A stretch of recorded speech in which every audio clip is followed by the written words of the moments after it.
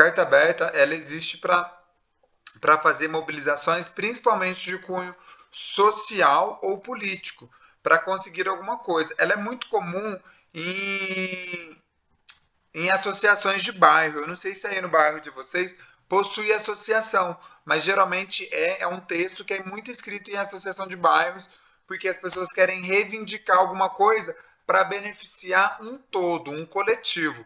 Então é uma carta escrita em nome de várias pessoas para alcançar algum objetivo, certo? Vou falar um pouquinho Certo. das características.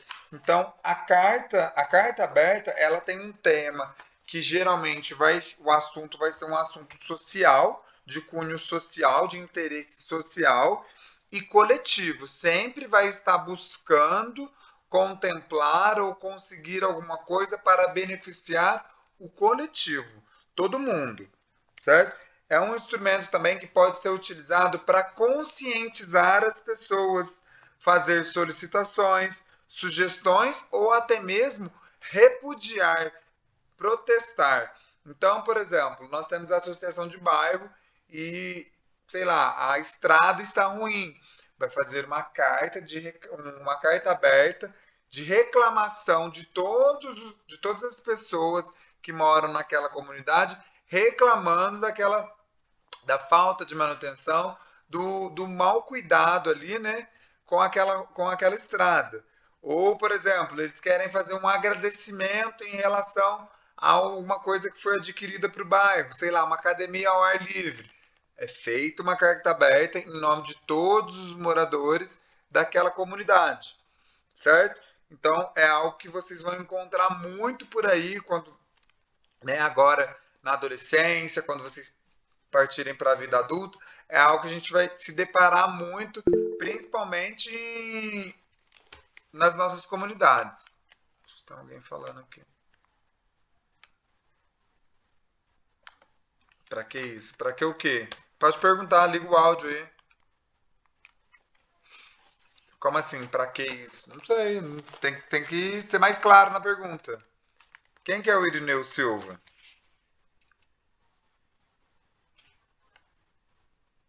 Para que isso? Para que uma carta? Acabei de explicar, a carta ela vai servir, ela vai ter diversas finalidades. Então depende do que você vai falar. Se você vai fazer uma reclamação, a finalidade dela é fazer uma reclamação, mas não uma reclamação sua, a reclamação de um coletivo, de várias pessoas, certo?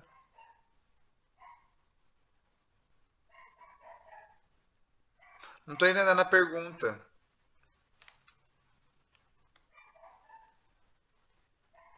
Nós utilizamos a carta aberta. A carta aberta é uma ferramenta que nós temos da sociedade para a gente endereçar ela a alguém. Isso se usa no texto? Qual texto?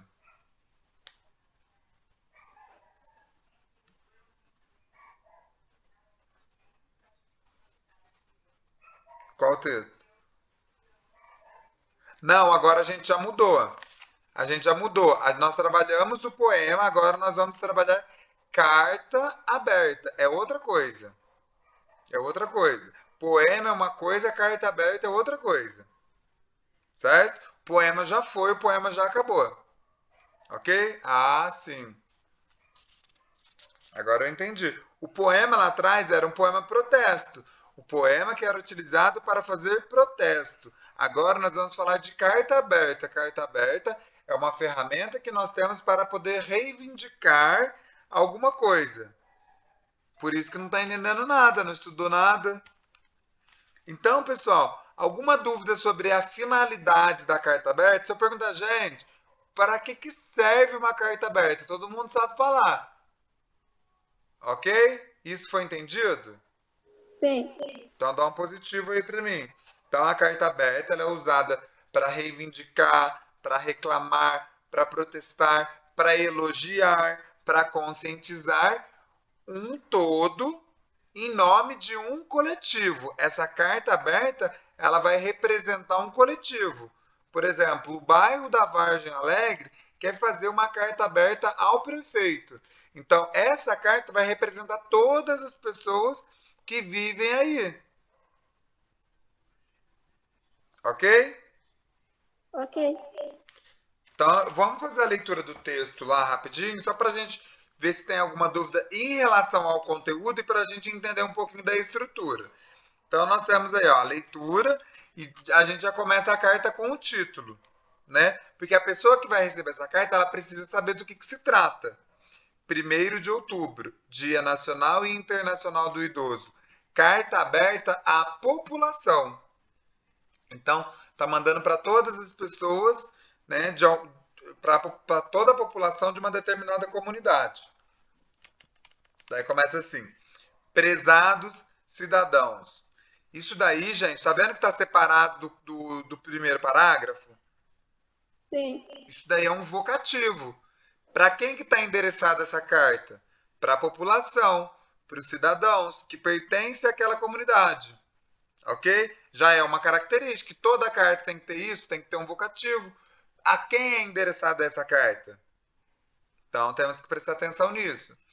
Todos sabemos que, embora muitos avanços tenham sido conquistados nos últimos anos, a realidade é que os direitos e as necessidades dos idosos ainda não foram plenamente atendidos, em que pese o Estatuto do Idoso contar com mais de 8 anos e a Política Nacional do Idoso com mais de 20. Então, nós temos uma política nacional de 20 anos, mas o Estatuto do Idoso só tem apenas 8. Então, existe uma disparidade aí, e daí a gente vê que os idosos, agora que eles começam a conquistar espaço dentro da sociedade em sua plenitude, porque geralmente o que acontece? As pessoas se aposentam e ficam inutilizáveis na sociedade. E a gente não quer isso, a gente quer que todas as pessoas sintam-se úteis dentro da sociedade, possam contribuir de alguma forma. Diante de um quadro crescente, diante de um quadro de crescente envelhecimento populacional, é urgente questionar se estamos de fato preparados para o impacto que esse fato representa em nossa sociedade. Então, o que está falando? Ó, o nosso país está envelhecendo. Por quê? Porque as pessoas estão vivendo mais e estão tendo menos filhos. Então, quando a gente chegar em 2030, 2040, 2050, nós teremos mais pessoas idosas do que pessoas jovens. Hoje em dia, nós temos mais pessoas jovens do que pessoas idosas. Certo? Por quê? Porque antigamente as pessoas tinham muitos filhos. 3, 4, 5, 6. Então as pessoas tinham bastante filhos. Hoje em dia não. Hoje em dia as pessoas têm no máximo 2. Então está diminuindo. E as pessoas passam a viver mais. Então está havendo uma inversão aí dentro da sociedade. E exigir adaptações em todos os contextos sociais, de trabalho, familiar, inclusive em relação ao fomento da seguridade social e de implementação de políticas públicas eficientes. Está falando assim, ó, nós precisamos de leis que protejam, que protejam o idoso, seja no ambiente familiar, no ambiente de trabalho, porque existem também, gente, a pessoa, ela fica idosa, ela fica dependente. E às vezes acontecem situações de agressão ao idoso dentro de casa. Porque às vezes a pessoa que está cuidando não tem paciência, não tem um cuidado, maus tratos, então isso acontece muito. O que estamos fazendo para dar visibilidade a mais de 13% da população brasileira? É uma pergunta aí. Será que temos uma verdadeira política pública apta a defender os direitos das pessoas idosas, principalmente oferecendo serviços que atendam às necessidades específicas desse grupo? Que comprometimento temos com a dignidade humana e quais as nossas ações de prevenção e de combate a todas as formas de violência? Por tudo isso, nós da AMPID, através de nossos associados, membros do Ministério Público, atuantes em todas as regiões do país, além de parabenizar por este dia, queremos também manifestar nossa preocupação com o futuro dos idosos no Brasil. Então, o que eles falam?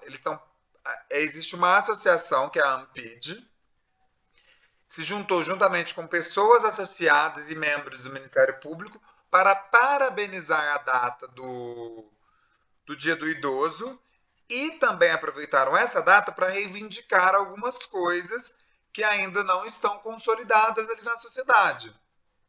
Aí eles vão listar, né? Defendemos a necessidade urgente de. Alguém quer ler?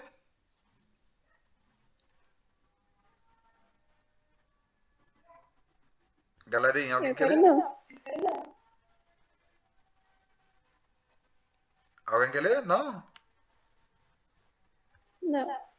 Então vamos lá. Construir e ou mapear uma rede de proteção ao idoso com serviços específicos, principalmente nas áreas da saúde e da assistência social. Adotar uma política nacional de cuidados de longa duração em frente ao crescente aumento de idosos dependentes e à necessidade de se oferecer apoio às famílias.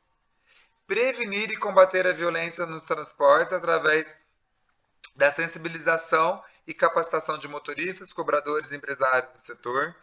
Divulgar os direitos de pessoas idosas através de campanhas, palestras e eventos junto à população em geral.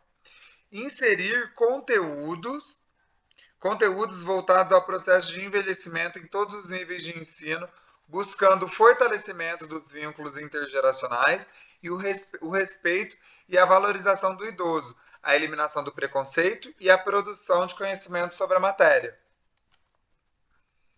No dia 15 de junho de 2015, a Organização dos Estados Americanos, OEA, em sua 45ª Assembleia Geral em Washington, aprovou e abriu assinaturas dos países à Convenção Interamericana sobre os Direitos das Pessoas Idosas, sendo esse o primeiro instrumento internacional juridicamente vinculante voltado para a proteção e promoção dos direitos das pessoas idosas. O Brasil foi um dos primeiros signatários da convenção, mas é preciso avançar e implementar seus ditames. Aí nós temos os idosos aí. E para finalizar, a responsabilidade é enorme, os desafios constantes, sendo que a nossa missão é desenvolver em âmbito nacional políticas e ações de integração com órgãos e entidades promovendo a cultura jurídica relacionada aos direitos das pessoas com deficiência e das pessoas idosas, esperando contribuir para um mundo mais justo, igualitário e solidário. Temos a esperança de que todos, principalmente gestores, governantes, legisladores, representantes da sociedade civil, reflitam urgentemente sobre a necessidade de investir nessa causa, que é de todos os seres humanos, e nos colocamos, enquanto uma associação representativa, à disposição de todos. Contem conosco. Doutora Idiaia Gama Maio, presidente da AMPID.